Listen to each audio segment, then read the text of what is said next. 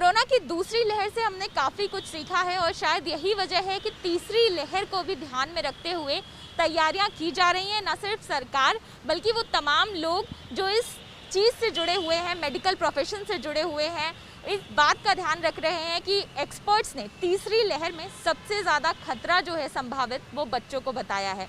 आपको दिखाते हैं बच्चों के लिए तैयार की गई एक खास ऐसी कोविड टेस्टिंग वैन, जिसमें कि इस बात का ध्यान रखा गया है कि बच्चों को डर ना लगे, क्योंकि जो प्रक्रिया होती है टेस्ट की उसको देखकर, और पीपीई किट में टेक्नीशियन होते हैं जो सैंपल लेते हैं, इन तमाम चीज़ों को ध्यान में रखते हुए ये टेस्टिंग वैन तैयार की गई है, जो star imaging and path lab की तरफ से फिलहाल अपनी तरीके की ये पहली ऐसी टेस्टिंग वैन कही जाएगी, कम से कम दिल्ली में, जहाँ पर आप देखेंगे कि बच्चों के लिए अंदर इस तरह की व्यवस्था की गई है कि उनको एक अनुकूल माहौल मिले और साथ ही साथ उनके मन में डर ना आए टेस्ट को लेकर। जो टेक्नीशियंस हैं वो बच्चों से बात भी करते रहते हैं और इसके साथ उनके मनोरंजन के लिए उनका ध्यान जो है सिर्फ टेस्टिंग की प्रक्रिया पर ना हो, इसका भी ध्यान रखा गया है। और कहाँ से ये ख्याल आया और किस वजह से इस तरह की वैन की ज़रूरत पड़ी, star imaging and path lab के जो डायरेक्टर हैं उनसे भी हम बात कर लेते हैं। सर, ये बताइएगा कि इस तरह की वैन तैयार करना क्यों लगा आपको ज़रूरी है अभी?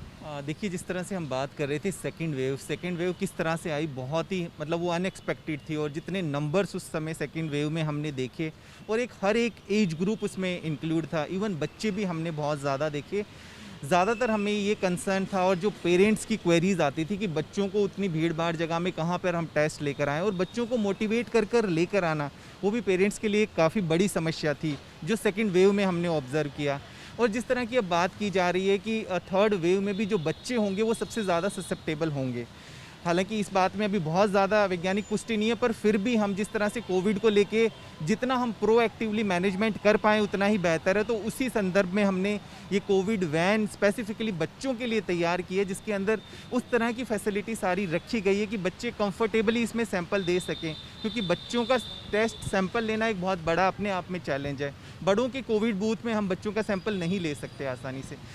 अभी आपने ऐसी कितनी वैन जो है तैयार की हैं और इसमें क्या आप लोगों ने खास जो है रखा है, क्या ध्यान रखा है? जी बिल्कुल, जिस तरह से हमने देखा और जो ऑब्जर्व भी किया कि बच्चों को पहले तो समझाना पड़ता है कि टेस्ट किस तरह से होगा, तो उसी तरह से उन्हीं सब चीज़ों को ध्यान में रखते हुए उनको थोड़ा मोटिवेट करते हुए थोड़ा एक उसी तरह का एटमॉस्फेयर बना के अंदर कि वो आराम से, क्योंकि बच्चों में सबसे ज़्यादा डर है और बच्चों के साथ साथ पेरेंट्स में भी काफ़ी एंग्जाइटी और डर रहता है। तो इस तरह से बच्चों के साथ पेरेंट्स आते हैं और उनको फिर अंदर जो है उसी तरह का एक माहौल मिलता है।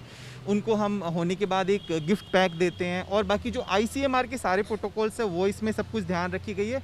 इसके अलावा एक और ख़ासियत है कि ये घर पे भी जा सकती है वैन, कि बच्चों को लेकर आना कई बार एक समस्या होती है कि जाएँ कहीं इन्फेक्शन होने का या कुछ और डर ना रहे, तो उसको ध्यान में रखते हुए ये गाड़ी कहीं पर भी जा सकती है, होम कलेक्शन के लिए घर पे जा सकती है और वहाँ पर सैंपल आराम से लिया जा सकता है। और इसमें सभी तरह के जो बच्चों के कोविड से रिलेटेड टेस्ट है वो सभी अवेलेबल है, जैसे कि आपका RT-PCR test, rapid antigen test, इसके अलावा जो अभी गार्गलिंग के लिए एक नया टेस्ट आ रहा है वो भी इसके अंदर अवेलेबल होगा जल्द ही, और इसके अलावा एंटीबॉडी टेस्ट।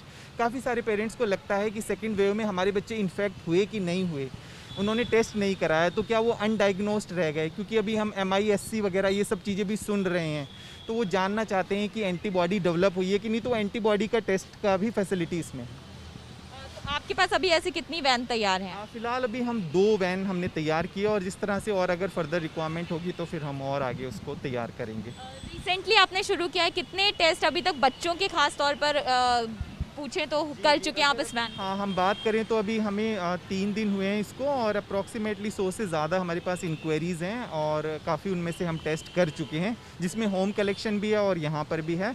और आगे हम इसको तो कुछ सीरो सर्वे के लिए भी यूज़ करेंगे अगर रिक्वायरमेंट होगी, कि काफ़ी सारी कम्युनिटी की स्क्रीनिंग करनी है कि कितने बच्चे इन्फेक्ट हो चुके हैं, क्योंकि जो इन्फेक्ट हो के जिनकी एंटीबॉडी डेवलप हो गई है तो फिर पेरेंट्स भी थोड़ा उस चीज़ को सेफ़ समझते हैं कि अभी एंटीबॉडी डेवलप्ड है तो उनको नेचुरल इम्यूनिटी मिली है, क्योंकि बच्चों के लिए अभी वैक्सीन का हमें पता नहीं कब तक आएगी। तो देखिए, ये यहाँ पर जो इंतज़ाम है खास किया गया है, और आपको बताएं अभी अंदर एक सैंपल जो है वो लिया गया है, बच्चों को गिफ्ट दिया जाता है जब बच्चे अपना सैंपल दे देते हैं, और अंदर बच्चों के लिए अच्छा माहौल बनाने के लिए कार्टून दिखाने की भी व्यवस्था की गई है, बहुत सारे टॉयज़ भी रखे हैं, और पेरेंट्स भी शायद इस माहौल को थोड़ा अनुकूल मानते हैं।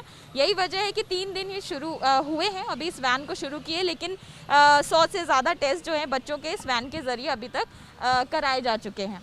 तो जो बच्चे सैंपल दे रहे हैं उनसे भी पूछ लेते हैं, क्योंकि एक ऐसा प्रोसेस है कि डर लगता है। आपको डर लगा अंदर? नहीं। अच्छा, यहाँ क्या डर क्यों नहीं लगा? अंदर डॉक्टर थे, आपका सैंपल ले रहे थे, तो कुछ आपको लगा तो नहीं कि आपको कोई? नहीं। अच्छी लग रही है आपको वैन? क्या अच्छा लगा? मेरे को टॉयज अच्छे लगे। टॉयज अच्छे थे, आपके पसंद के टॉयज थे? और ये गिफ्ट भी आपको दिया है? यस। किस लिए मिला आपको ये गिफ्ट? सैंपल दिया आपने इसलिए? पेरेंट्स से भी पूछ लेते हैं कि उनके लिए कैसा है मैम, ये इस तरह की एक टेस्टिंग वैन बच्चों के लिए अलग से डिज़ाइन करना कितना सही आइडिया मानते हैं? नहीं मैम, ये तो बहुत ही अच्छा आइडिया है, बहुत ही अच्छा है, क्योंकि बच्चों को सैंपल देने के लिए पहले उन्हें कन्विंस करना कि सैंपल देने के लिए उन्हें रेडी करना, बिकॉज उनको भी बहुत टाइम से, ये मोर देन ईयर ही हो गया है इस कोविड को देखते हुए, तो उनको बहुत ज़्यादा एंजाइटी होती है कि ऐसे सैंपल लेंगे नोज़ में से एंड थ्रॉट में से। बट ये वैन जिस तरह से डिज़ाइन किया हुआ है, इसके लिए हमें बहुत ही हम कंफर्टेबल हो गए। मैं खुद 2-3 दिन से अपने बेटे को कन्विंस कर रही थी कि मैं सैंपल देने के लिए चलो, but he was not ready.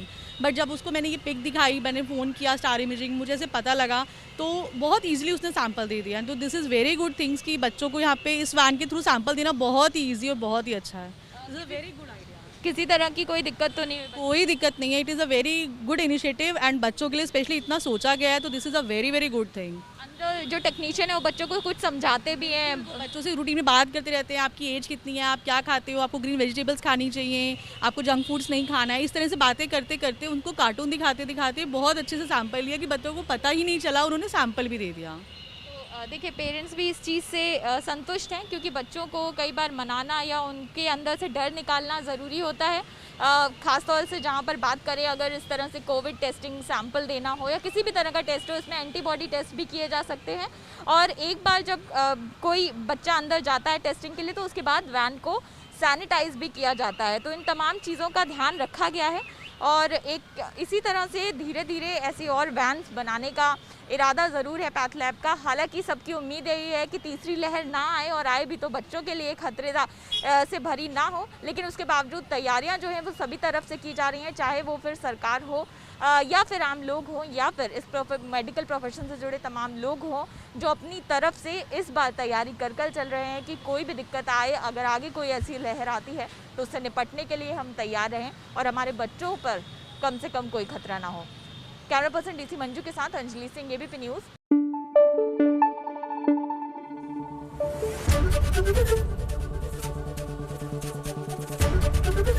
ABP news आपको रखे आगे।